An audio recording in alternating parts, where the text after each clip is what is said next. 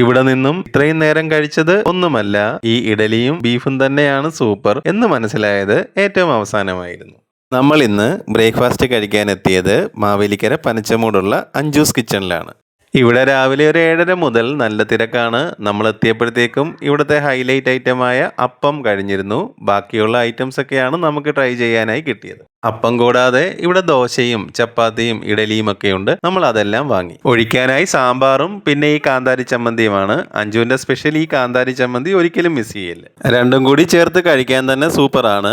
പിന്നീട് നമ്മൾ ഇവിടുന്ന് കടലക്കറിയും മുട്ടക്കറിയും കൂടെ വാങ്ങി കഴിച്ചു. കടലക്കറിയും മുട്ടക്കറിയും ഒക്കെ സൂപ്പറാണ്. പ്രത്യേകിച്ചും മുട്ടക്കറിയുടെ ഗ്രേവി എനിക്ക് ഒത്തിരി ഇഷ്ടപ്പെട്ടു. ഇത്രയൊക്കെ കറികൾ ഉണ്ടെങ്കിലും ഈ കാന്താരി ചമ്മന്തി ഉണ്ടെങ്കിൽ വേറെ ഒന്നും വേണ്ട കേട്ടോ. ഇതെല്ലാം കഴിച്ചു കഴിഞ്ഞപ്പോഴത്തേക്കും ഇവിടുത്തെ സ്പെഷ്യൽ ബീഫ് കറിയും ഇങ്ങെത്തി. നല്ലതുപോലെ കുറുകിയ ചാറിൽ വെന്ത് സോഫ്റ്റായി കിടക്കുന്ന ബീഫ് കഷ്ണങ്ങൾ, അതും കൂട്ടി ഞാൻ ചപ്പാത്തി കഴിച്ചു നോക്കി.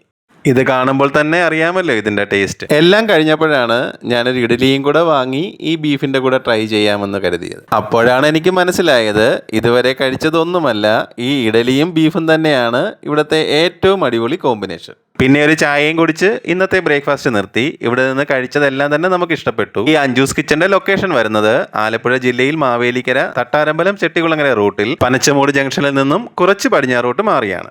എല്ലാവരും ഇവിടെ നിന്ന് കഴിച്ചിട്ട് അഭിപ്രായം പറയണേ.